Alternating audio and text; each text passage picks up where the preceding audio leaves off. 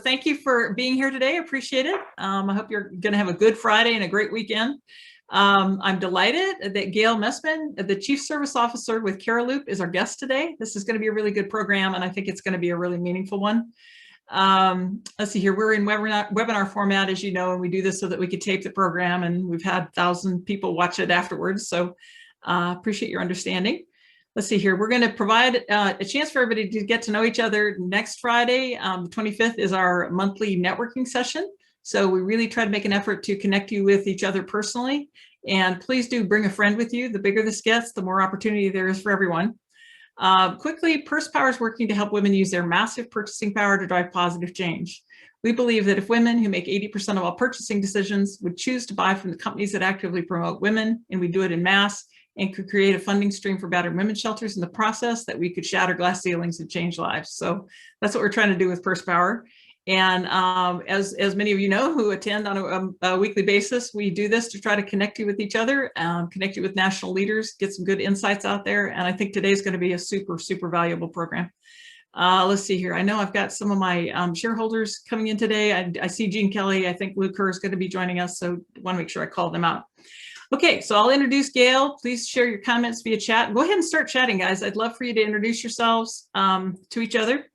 And then we'll go ahead and get to the questions halfway through the program. All right, Gayle Messmann is the Chief Service Officer at Cariloop. And Tracy Chadwell introduced us. She was on our program a few weeks ago.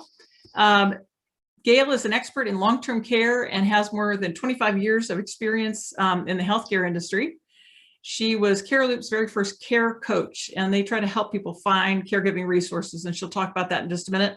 And she's also been a caregiver to multiple family members. So she really wants to support families during this really stressful and overwhelming time when they're trying to care for their loved ones.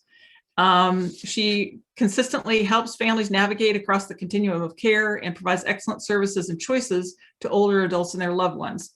And she said that things have absolutely exploded during the pandemic, which is not surprising, but she can tell us about that. Okay, welcome, Gayle. Thank you so much for being here.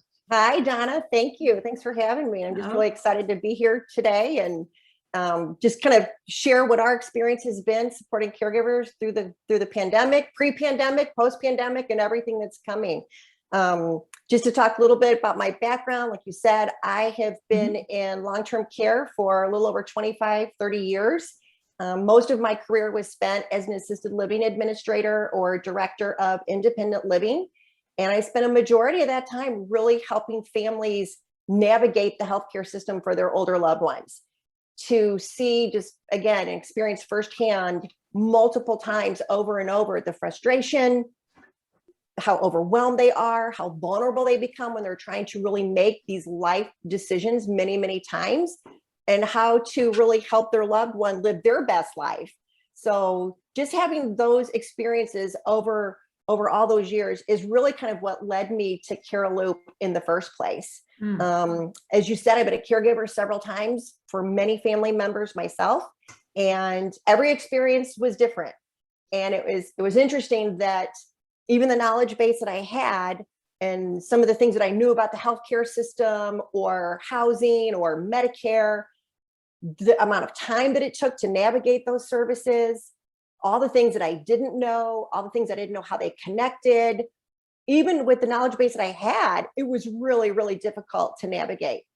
When I found Cariloop kind of by accident through a networking event, because I'm in St. Louis, Cariloop started in Dallas, and I actually went to a networking event where a gentleman was telling me about Cariloop just getting started. This was about 6-7 years ago.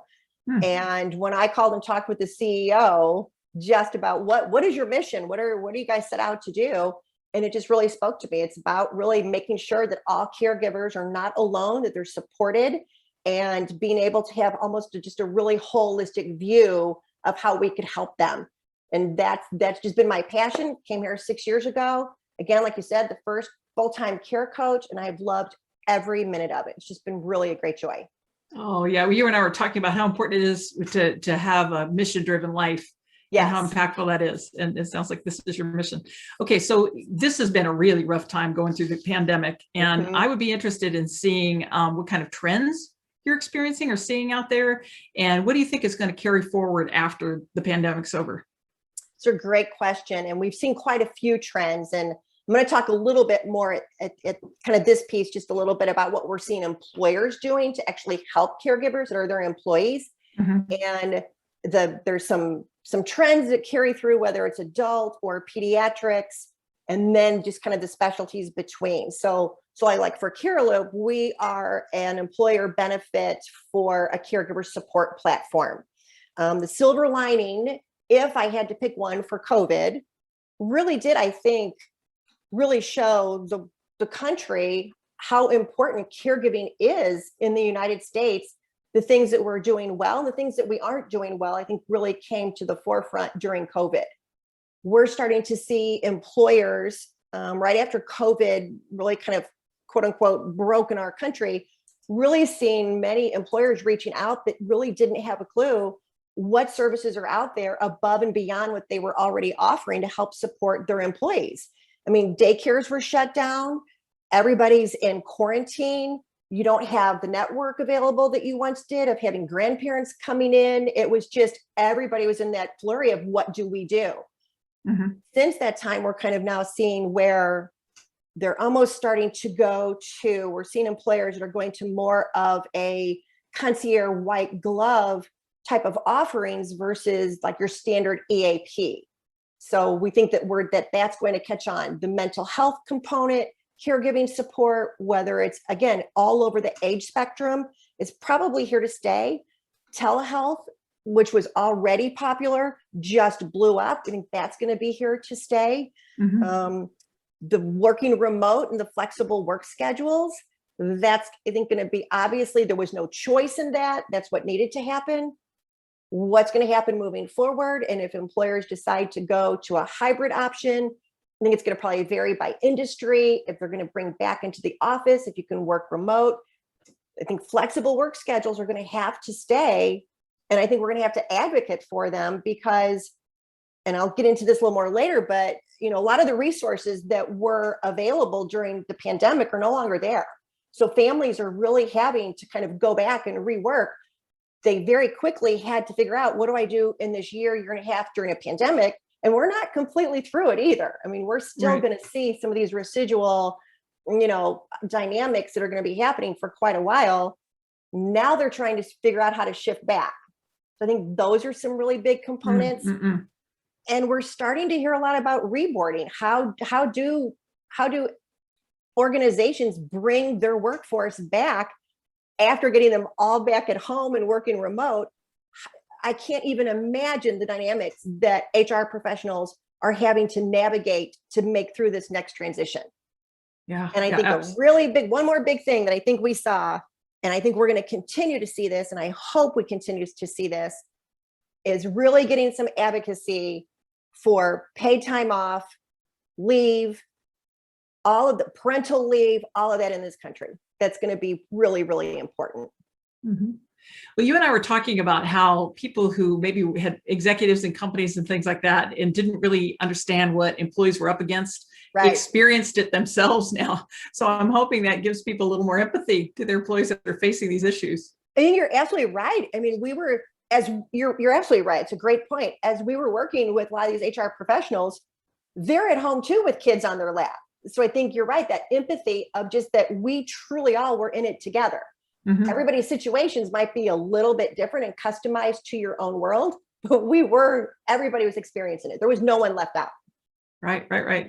Well, and what I'm hearing from my clients is a lot of employees want to keep the hybrid model, at least sometime working from home. It's going to your point, it's going to be interesting to navigate that as employers. It will be. And I mean, there's a lot of benefits to it. I'm sure there's pros and cons to both sides. And again, how do you continue to make your business thrive? And, in this environment, and how do you make sure that your team is thriving so that you can all support each other? Yeah, absolutely. All right. So I have heard that caregivers get sicker than the people they're taking care of like 30% of the time. I mean, apparently caretaking is a super stressful thing to do, as I've experienced myself, and people get sick because of it. How do we care for ourselves while we're caring for others? It's a great question. And you're absolutely right that caregivers do tend to get sicker because when we're caregivers, we put everybody else first. And it's I think it's going to have to be some support that's built in automatically, but also we're going to have to change our mindsets. Because the first thing that we want to do is, how can I help you? How can I help you? And with caregiving, whether it's for a child, an older adult, doesn't matter. Working moms, working dads, putting everything else first. It's going to have to be a mindset change, just like being on the airplane. They tell you to put your oxygen mask on first before you help others.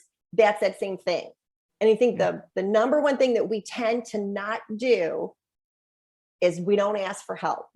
And that has to be just really at the top of the list of knowing that, caregiving can go on for years and years and years. I have a very good friend that's been caring for her mom for almost 16 years with Alzheimer's. Oh, wow. At home, in her home. And I've watched the toll that it's taken for her. It brings her great joy, but it's also, yes, it's a 24/7 job. So you have to be able to reach out and ask for help. The one thing that we're seeing too is you can't put off your own healthcare. You've got to keep up with finding ways, and it's not easy. I'm not sitting here saying it's easy, but to keep up with those preventative doctor's appointments, mammograms, those are the first things that usually get pushed off to where, you know what, I'll schedule it next month. I'll do it next month. And we're not necessarily seeing that happen. So really building that network around you to help provide support, making sure that you are doing some preventative care for yourself. And I also think a big piece of it, because, we talk a lot about, well, get your sleep, eat well. If you had time to do all those things, you would be. So I think it boils down a lot to really just having to prioritize your own situation. And when I was caregiving for my parents, what I tried to do was, what was keeping me awake at night? What were the things in my world that I was losing sleep over that I knew, okay, this is something I really want to do myself, so I need to figure out how to do it. Or B, what are the things that I can ask for help with that's going to still make my life easier? So it really was building that network and support around me. I like that a lot. It's interesting because our guest last week, Mick Cornett, said the same thing, if I remember correctly. So same comment. Why do you think people don't ask for help? Because I think that if you're caring for an adult, I still think there's a stigma to it in our country. I don't think it's perceived like it is with childcare. And I think that as humans, we are built that looks like we're failing. We feel like we should be able to do it all. We feel guilty if we're not doing it all. And we shouldn't have to ask for help. So again, I think it all goes back to having to change our mindset about what success looks like. What are the goals that we're trying to achieve? And just really saying to ourselves, I don't have to do this alone. There are people that care. So we have to learn to flip the situation around, that if my really good girlfriend is caring for her mom, she would reach out to me in a heartbeat and want to help. So I've actually talked with her about that. Let me help you. If the situation was reversed, you would want to help me. Yeah. So really being willing and embracing having people help us. Good point. Good point. Well, I did executive coaching, I still do. And one of the things that I think is a challenge for people is the stories we tell ourselves. We respond emotionally to our own stories, and the story about guilt and the story about not being good enough or being embarrassed or whatever it is. We've got to challenge it to get what we need. Yeah. We do, because we're suffering alone and we don't have to. Right. Good point. Good point. All right. So what are the biggest issues your customers are facing, and what are your primary recommendations for them? So the aging parent, disabled spouse, ill child, what are the biggest things people are facing? I would say still at this point, it'll be interesting to see what happens in the fall with schools, but certainly during the pandemic, it has been probably the number one issue that people have been facing is the working parent. How do I work from home? Kids have been virtual learning. The childcare is falling mostly to them. You're trying to be a teacher, a mom, a wife, a housekeeper, a cook, you name it. The list goes on and on and on. That has probably been, again, throughout the pandemic, the number one overall big picture of what we have been trying to support caregivers with. And it really speaks a lot, I think, too. I will never forget, we've had several, but the very first time that we heard this come out of a mom's mouth was, I just feel like such a failure before I get out of bed. Oh my gosh.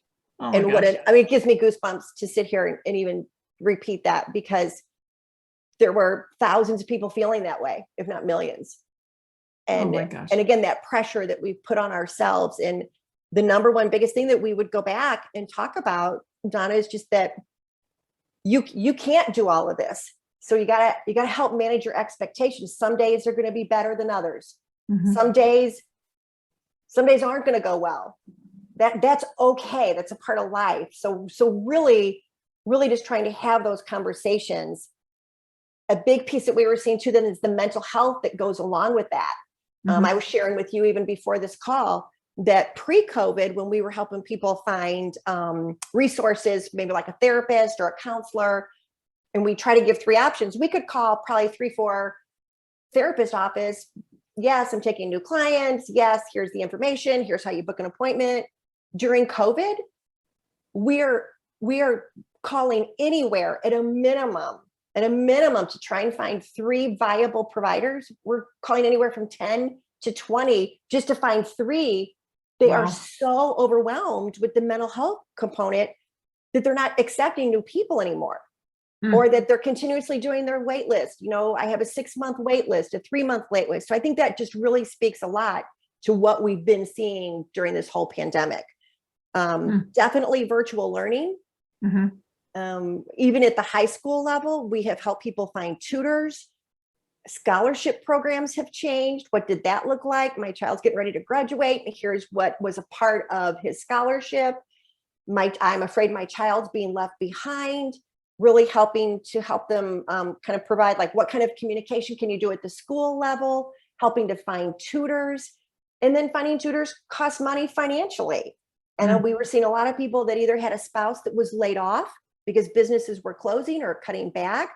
So it was trying to find also then what are the free resources. We had to get really scrappy and really think out of the box of, okay, what would I do? What would I feel comfortable with? What's my comfort zone? What are they looking for? And just really had to get out of the box thinking during this whole pandemic. Wow, you guys were where the rubber was meeting the road, aren't you? Right. Right. Yeah, the impact to people. Well, the other thing you said, and you made this comment, and I've seen the statistics too, is women basically opted out. I mean, we've lost a lot of women out of the workforce. Can you talk about that a minute? We have lost a lot of women out of the workforce. Yeah. And I was sharing with you right before our call that I received an article earlier in the week about a poll that Fidelity did that polled 1,000 people, men and women, that are either current caregivers or were very recent. And they did this poll in April of 2021. And I found these statistics absolutely staggering, that 59% of women caring for children left their jobs to do so, as compared to 39% of men. Wow. Or 45% of caregivers shifted from full-time work to part-time work, with 11% taking a leave of absence. I mean, when you think about the impact financially, and then your bills are piling up because of the additional care and the supplies and all of those components that go into it, it's just, you can see why it's a very overwhelming no-win situation. Yeah. And it is an honor, it is an honor to take care of a loved one, but that doesn't negate the stress that comes along with it. Right. Well, we've got to come up with solutions. I really hope that employers listen to this and try to take some of this on, because they need to.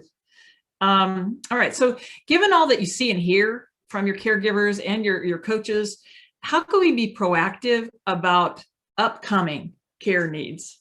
I mean, think in advance and take care of ourselves and our families. Well, I think a big part of that is to educate yourself. I think a big part is to educate, and even kind of taking a look.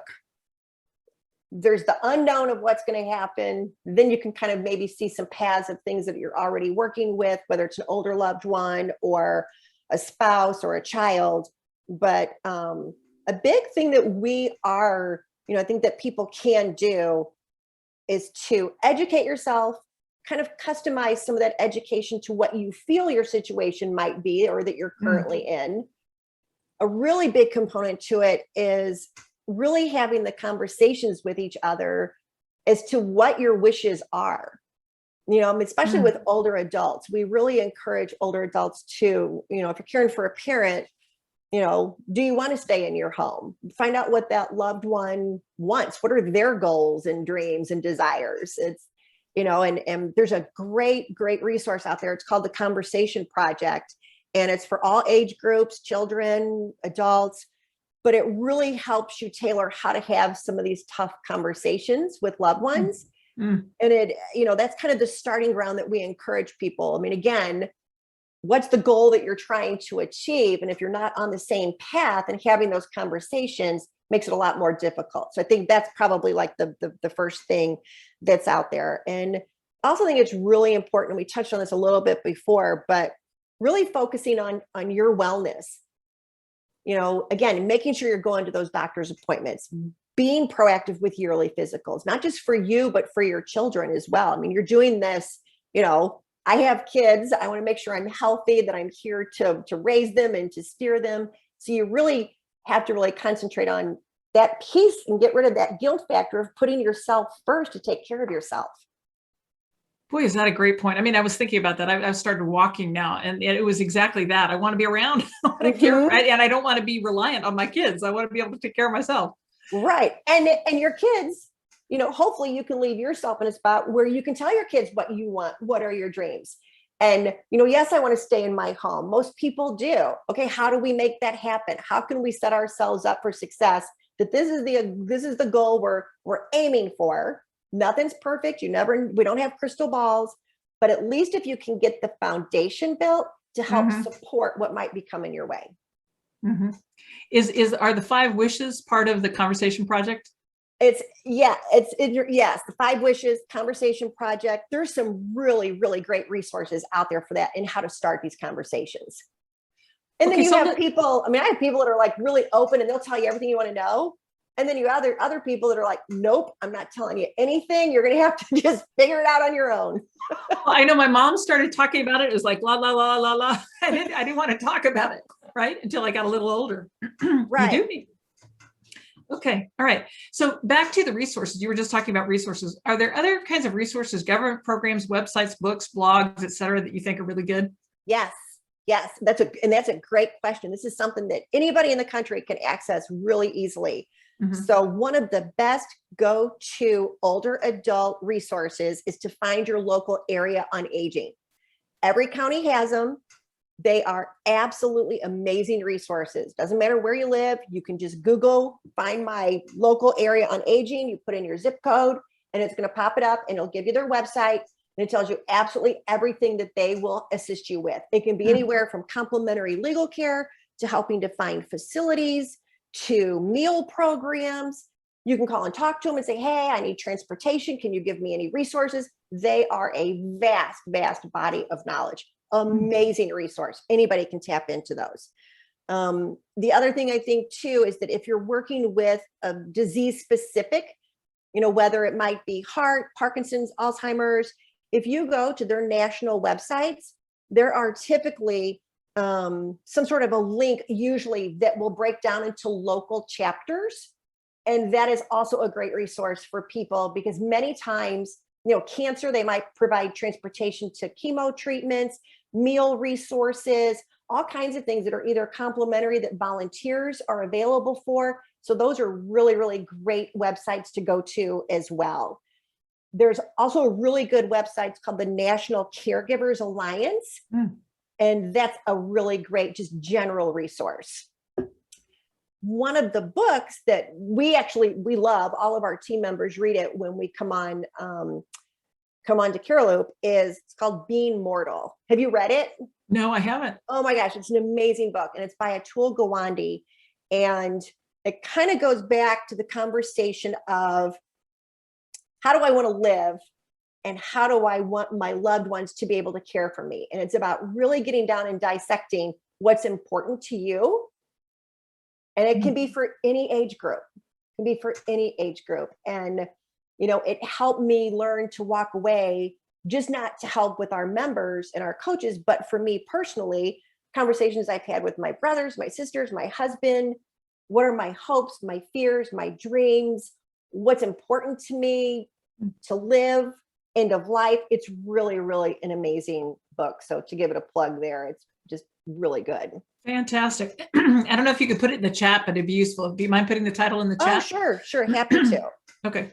And then some of the pediatric resources too, just to kind of touch on that just a little bit, is obviously always, starting with your school guidance counselors, any of the school programs, pediatrician, there's early intervention programs that are available. There's an American Academy of Pediatrics. It has some wonderful resources and ideas on there. So, I think if we've learned anything through the pandemic, it really has been how to be thrifty and to rely on each other, and don't sell short the resources that are in your own backyard.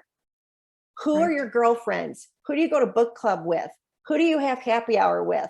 Who do you go to yoga with? We're all in it together. And to be able to provide that resources to each other and support has been really, really a top resource that we've used for caregivers. Perfect. Makes sense. The other thing is your friends are going to give you good advice, right? Right. Great options. That's awesome. All right, you guys, I want you to go ahead and start putting your questions in, please, if you don't mind, in the Q&A box, and I'll ask her one more and then it's your turn.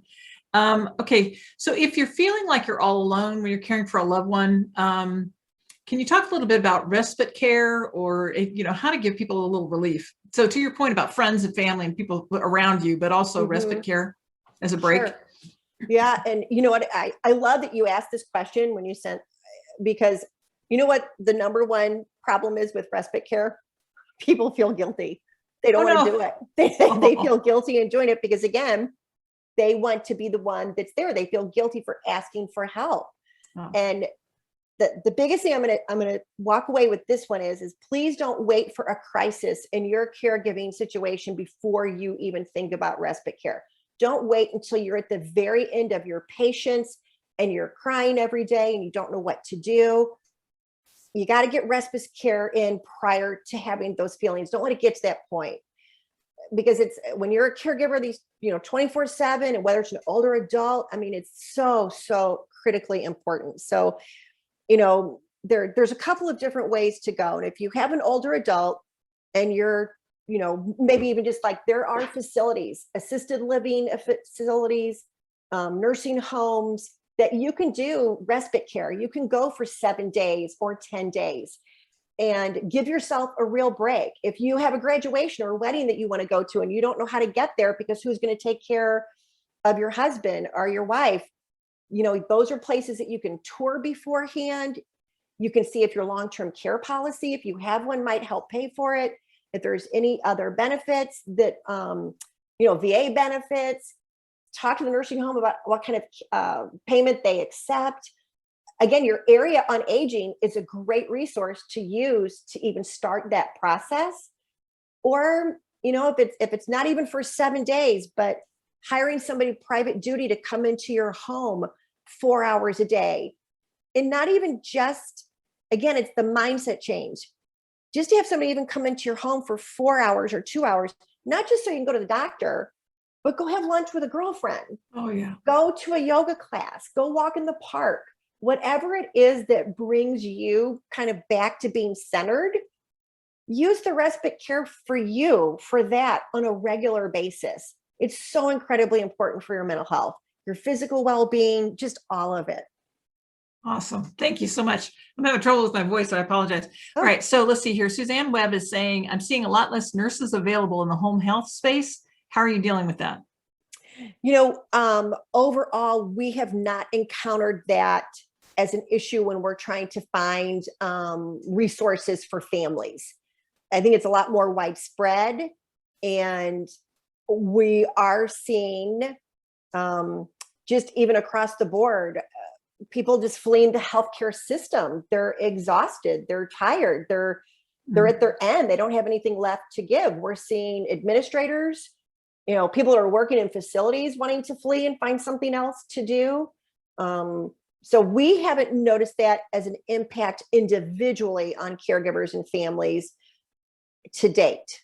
But there is a systemic issue. What that's going to look like in a year, I don't know. But right now, we have not found that to be an issue in actually getting care into homes. Okay. Okay, terrific. Jane Bengendorf is saying, how do you deal with a loved one who needs to move out of their home but is refusing to? Also, when they don't want to give up driving. Oh God, Oh my gosh, the driving. the driving. And I'm not laughing at that. I don't mean it that way, but I have worked with many, many residents when I was an assisted living director about driving, many family members about driving. That is a really, really tough nut to crack. It really is. There are some great resources out there about taking the keys. And you know what I'm going to do, if it's okay, Donna, there's one resource in particular that I know we've used as a coaching team that if I can come back to you and give you that resource, would love to do that. Okay. We'd love it. And while you're capturing that note, what we did is we put a switch in my dad's car that he didn't know was there, where we could turn off the engine. And he didn't know why he couldn't start the car, but he couldn't start the car. And you know, and sometimes that works. It all just depends. You can go through the physician's office. You can make an anonymous report to whatever state facility you have about driving. It's also been my experience that even if they don't have a valid driver's license, they don't care. They're going to go out and drive anyway, because the concept is, well, I haven't hurt anybody yet, so what's the problem? Every dynamic is different. Again, getting creative. It depends too on what your comfort zone is. Sometimes it's a matter of moving the car and saying it's being worked on has helped. Sometimes hiding the keys has helped. Sometimes disabling the car has helped. But I've had people get really creative. A car's been, dismantled, and they've just called AAA and gotten it towed, and they got this and that. I mean, I've seen all different facets of that, and that is really, really hard to navigate. I also think that staying in your home and how do you get them to move, that's all a part of those conversations up front. The one thing I would say that I have found to be really helpful is, and again, it's not to say every situation is going to go well, because sometimes it doesn't. And sometimes as a family member, you have to decide and say, you know what, I'm not telling you to walk away, but sometimes you have to accept and allow something to happen, hopefully not catastrophic. I don't mean that, but something to kind of let them see it's not going well. Your home's a mess. You're not eating. You've lost 10 pounds. Getting the physician involved. Again, the conversation project, it's never just one conversation, and try and find, this is helpful, but it's all piecing it together. Who does that person listen to? Where's the relationship that they're going to trust that person the most, that can be kind of the speaker or the representative of the family? So I come from a family of 8 brothers and sisters. Wow. And it was always kind of like, all right, who's dad going to listen to on this one the most? So we would kind of take turns from area of like, all right, what's the end goal and how do we help get there? So those are difficult things to navigate.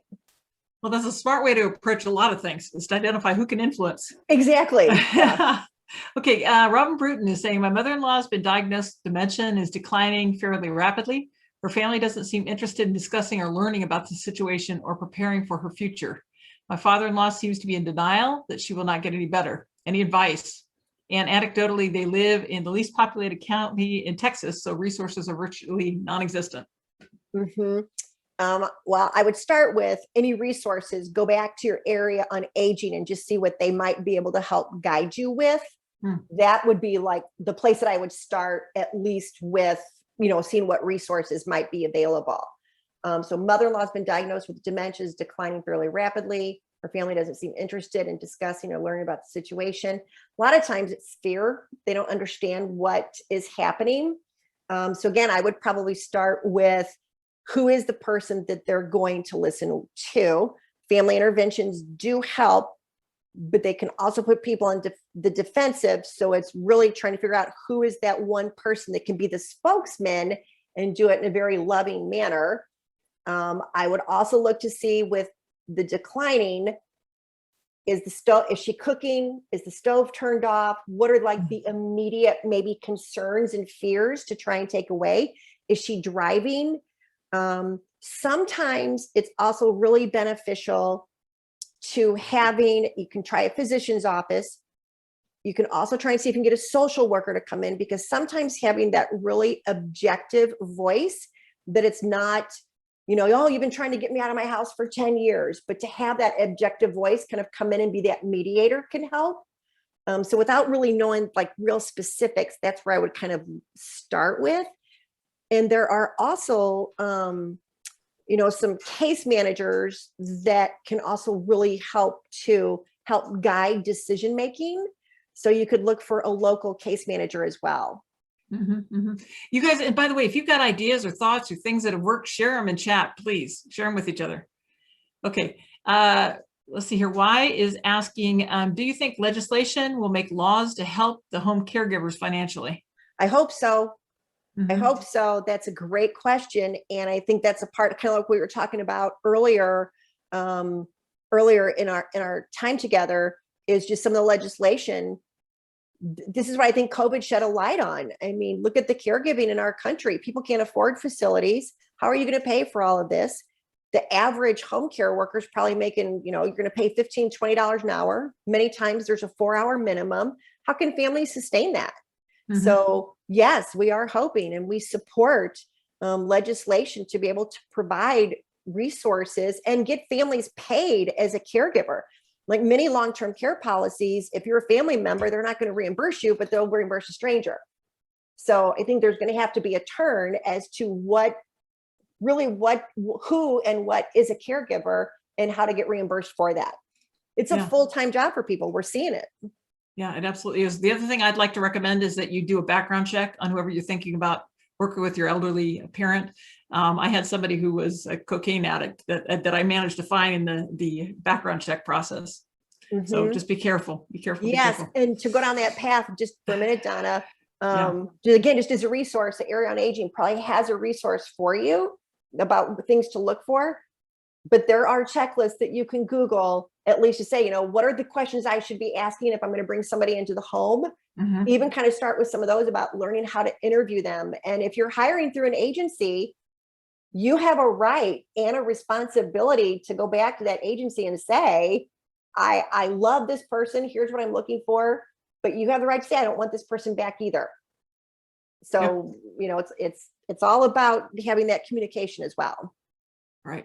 I can't even imagine if you're in another city, how you do it. Like if you get an elderly parent in another city and you can't be there to check on them. It's hard. And that's where, again, we do help families. We might have families we're working with in Texas that have loved ones in New York, and really kind of helping them, again, navigate their situations and kind of customizing some questions. What is it that you're concerned about? And that's where you can really tap into, neighbors, volunteers, disease-specific programs, churches, community centers. That's where that local Area on Aging can be really helpful as well. Very good. Okay. Keep asking your questions, guys. Suzanne is saying we did a family intervention, so the parents couldn't divide the kids. That's a good idea. Do it as a group, I suppose. Are there resources on how to have that kind of conversation as a family? Yes. So the Conversation Project will do that. Final Wishes will do that. There are some really good again, I hate to keep saying Googling it. If we were together, I would find these resources for you tailored to your need. But if you Google that, how to have a family intervention, there are some good things that will pop up. And then just kind of pick and choose and tailor the ones that work in your situation. Yeah. Well, right. We got to get creative. Okay. All right. One more chance here for questions, guys, from you. And I'm going to go ahead and ask mine while they keep coming up with questions. So at the end of the day, what do you want us to have learned from you? What are the most important things we need to take away from this conversation? I think one of the biggest things to take away is that we don't have to do this alone. We don't. I mean, if you choose to, that's one thing, but we really don't have to go through caregiving alone and to support each other. There are people that really care. There are resources out there. Again, they're tapped. It just speaks to the need in the country, because resources can be tapped and you have a long wait list. But at the end of the day, we don't have to do this alone. You have to reach out. You have to educate yourself. You have to reach out to your network and get that support built in. And the other thing I'm going to encourage you to do too is reaching out to your network and relying on each other is really valuable. But if you are seeking particular guidance about a topic, I would encourage you to find a professional resource, because I've kind of learned this just listening to our members as well, is that just because you were denied a service for your mom doesn't mean that I will be. There are so many factors that go into finding support. It can be a financial factor. It can be a physical factor.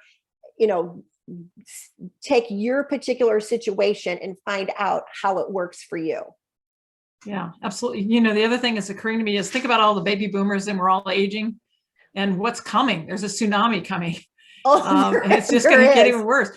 So what are the opportunities, while we're on that topic, for female entrepreneurs in this space? Do you see some really big needs that you think female entrepreneurs could fill? Yes, I think just even doing what you're doing. I mean, I think in the caregiving space, the opportunity to support each other, and we're seeing it come up, just even whether it's a Cariloop, we're seeing more probably female generated home care type agencies, home health type agencies flourishing. I'm kind of watching, and I don't have statistics on any of this, but I'm kind of watching just from my network, nurses that are fleeing the nursing field, but actually becoming nurse practitioners and kind of filling it a little bit higher in different level and component. But I think the caregiving space pre-COVID was really almost unheard of. When we look at even back like 5-6 years ago, and well, what do you mean? What do you do? How do you support caregivers? Is this really a thing? I think during COVID, people have realized, yes, it's a thing. And this is really it's a thing. I think there's a lot of space on any component within just this arena at all for women, because again, women are the caregivers. They're the ones that are doing the work, and they're watching it happen around them. They're living it. Right. Sure are. All right. So given everything, what are the top 3 actions you want us to take? I would say the top 3 is start the conversations wherever you need to, because it's usually not one. Usually it's multiple conversations to get to the end goal, whatever that may be. And the goal line keeps changing. There's no doubt about that. But I think starting those conversations is really important. I would also say that get your legal documents in order. We saw a lot of that through COVID as well, especially with older people, where you couldn't go to the hospital with them. You weren't allowed in facilities with them. You couldn't advocate for them. So I think power of attorney. Power of attorney, your power of attorney for healthcare, for finances. If you have children, you want to make sure that your ducks are in a row if you have kids and something happens to you. And you'd be surprised how many people don't have these documents in order, because most people think, a lot of the theory is, well, we're not in crisis mode, nothing's really going on. If I could encourage anybody, get those documents in order. Yeah, that's absolutely. very important. And reach out for help. I mean, those are just, I can't stress that enough, because again, we've got to change the mindset and get rid of the stigma, and just know that we need to do this together. Yeah, absolutely. Well, just to put in a plug for Legal Shield, I think they do wills and things cheaply. We had them on a couple of weeks ago. It's a legal service that's inexpensive. Okay, good point. To piggyback on that, look at your EAPs. Almost all of your EAPs offer some sort of a legal service. So when we're working with people, that's the first place we go and say, hey, do you already have this benefit that you don't know about or you've forgotten about? And that's a great place to start. And depending on who you're doing it for, your area on aging, many times there's free legal service included there as well. Oh, I'll be darned. I didn't know that. It just depends what the need is. Again, everything's a factor. So what might apply for you and work wouldn't for me or my loved ones. So it's always great just to check it out. Yeah, very good. Very good. All right. Any other final thoughts to share? This has been terrific. I've learned a lot. I hope that people gained a lot from this call. I think they did. I hope so too. And I just want to tell you, I'm so sorry I can't give more specifics on your situations, because I'm reading all these and I'm like, oh my gosh, we could do this and this. So I'm hoping it's been helpful. Just encourage everybody to have really just open conversation about caregiving, because You touched on this a little bit, Donna, before we got on today, is just that there isn't anybody that doesn't have something in their world that they're dealing with. And whether it's through a child, a loved one, a spouse, an older adult, as the baby boomers come on, we need to learn to just really have open conversation about this and have it really be embraced. I think that's a really big one. I can't say enough too, just about the working, especially through COVID, the working parents. Can't imagine how difficult that has been to navigate and maneuver, and just know that reaching out is not a sign of failure or weakness or the guilt that comes along with it. I view it really as a show of strength and responsibility to myself and to the people that I'm trying to care for and care with. And I think the last one is really just trying. We all have it. I think it's just human nature of feeling guilty. But if you have the resources, hire somebody to come clean your house. If you have the resources to get meals provided, whatever that looks like in your world, be kind to yourself, be good to yourself. If you don't have the resources, that's where you can kind of get creative. And maybe you start a meal train with your friends for babysitters, or for, again, meal preparation, or you can kind of take turns with each other on those kinds of things. So you just got to get creative in what that looks like. And of course, what your comfort zone is. Yeah, very good. That's really good advice. And Jane is asking what an EAP is. It's an employee assistance program. I'm sorry. Yeah. So a lot of employers have that, where basically an employee can call 1-800 number, and then they go out and try to find the resources. I want to give you a chance to talk about Cariloop specifically quickly. So tell us what exactly you guys do and what care coaches are. Sure. Thank you. Yeah.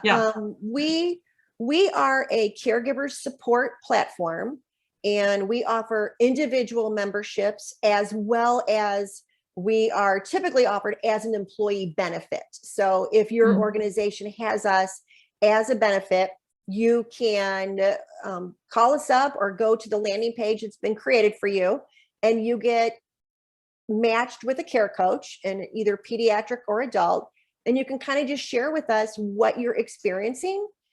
And the care coach is there for you. It's more of a concierge type service. So I'll give you an example. Let's say you're helping to find a facility, an assisted living facility for your mom. That care coach is just going to get on the phone with you, try and find out is there a budget?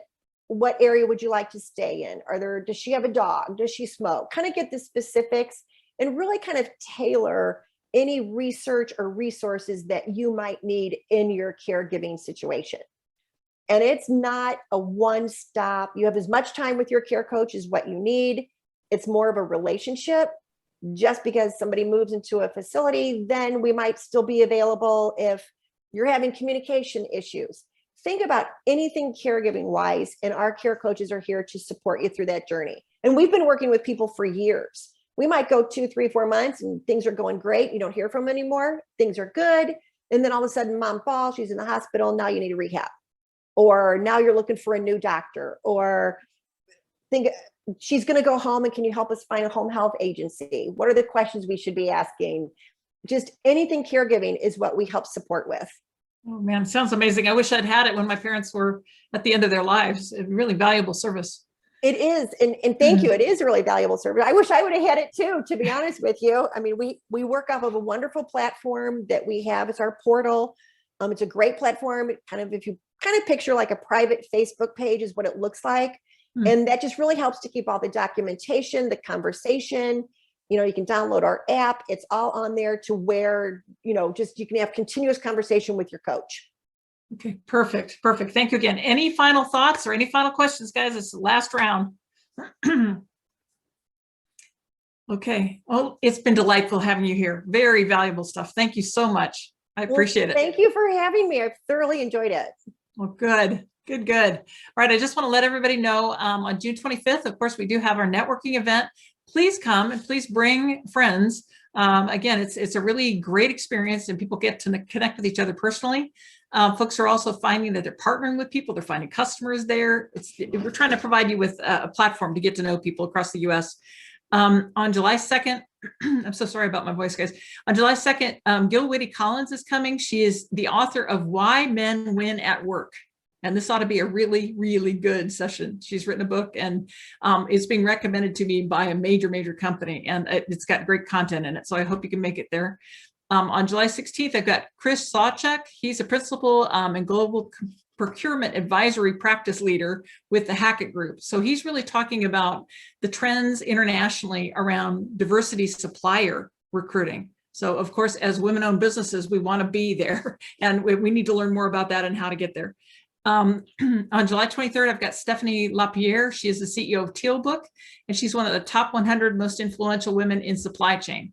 So we've got a great plan for some speakers coming up, and I hope you can join us. I want to recommend that you go to our website if you haven't already, and go ahead and get our snapshot report, which will show you how you're showing up in cyberspace.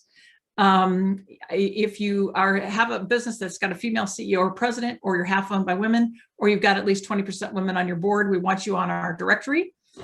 Please find and buy from women-owned and women-led companies. We're looking for sponsors for this program. If you happen to have an interest or know someone who might be interested, please let me know. And then let's see if there's anything else we need to say. Please like and share our social media pages. Do you have any final words, Gayle? Just thoroughly enjoyed being here, and thank you so much, Donna. I think the platform you have is just really amazing. Oh, thank you. Thank you. You too. I really admire what you're doing and like it a lot. All right, guys, please let your friends know about this webcast every Friday at 10 Central. And remember, purse power, we have it. Let's use it. Have a great weekend, guys, and we'll see you next Friday. Bye-bye. Bye.